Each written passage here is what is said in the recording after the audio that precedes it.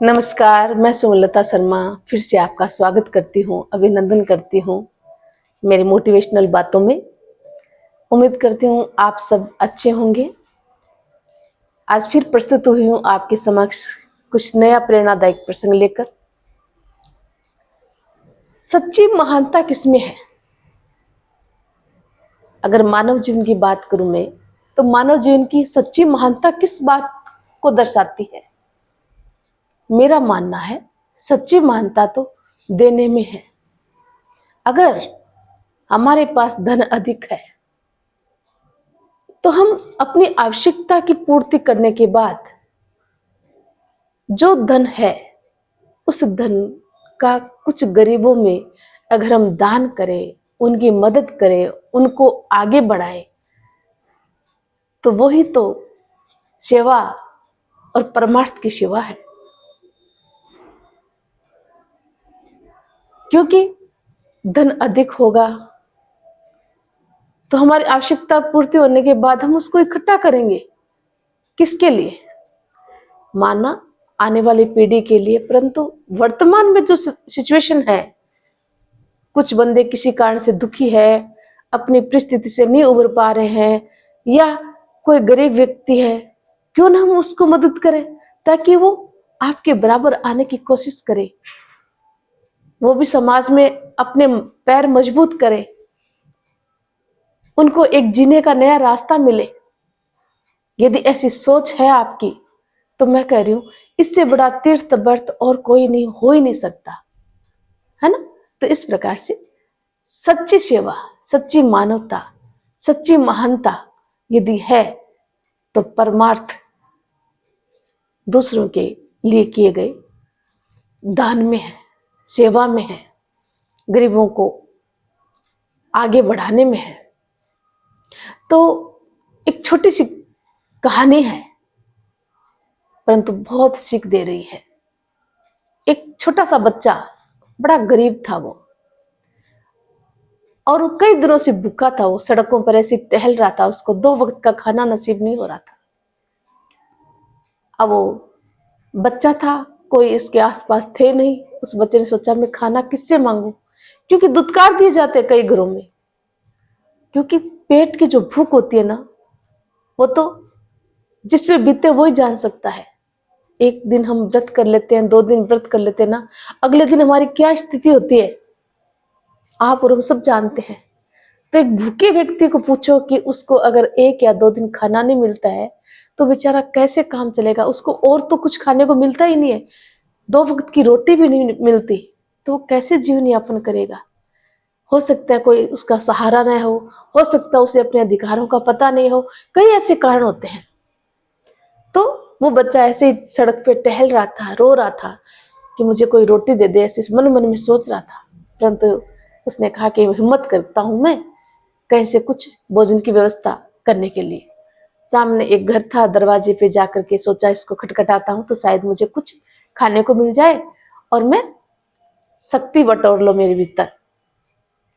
अब उसने जैसे दरवाजा खटखटाया ना, एक बहुत ही सुंदर सी प्यारी सी महिला जो ममत्व से भरी हुई थी, दयालु महिला थी, वो बाहर आई और बोली बेटा बोलो क्या काम है।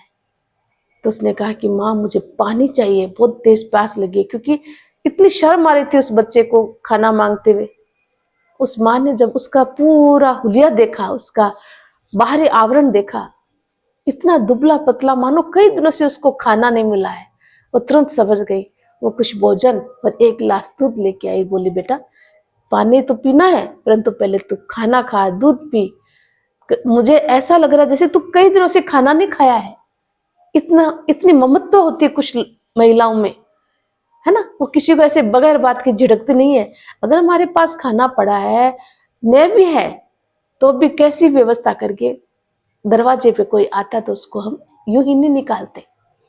अब उसको जब दिया तो इतनी तसल्ली से उसने उसको दूध को पिया और कुछ खाया।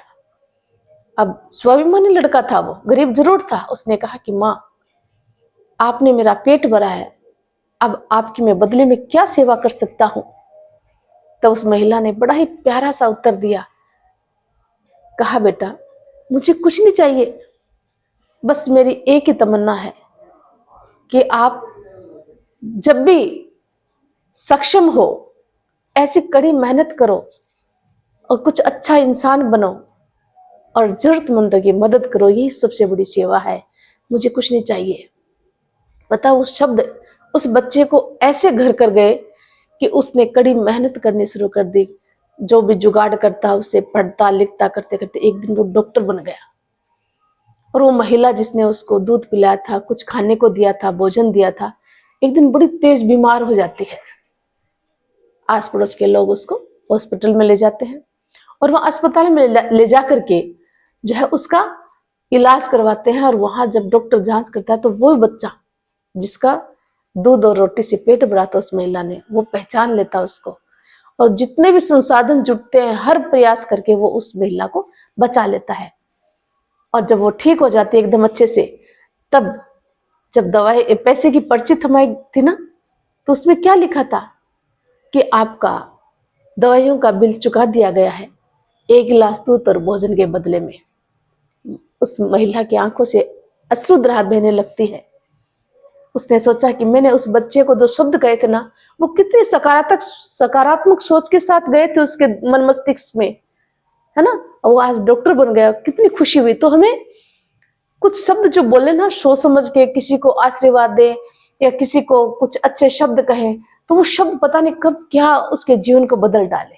उस बच्चे ने अपने जहन में ऐसे बिठाया कि वो डॉक्टर बन गया।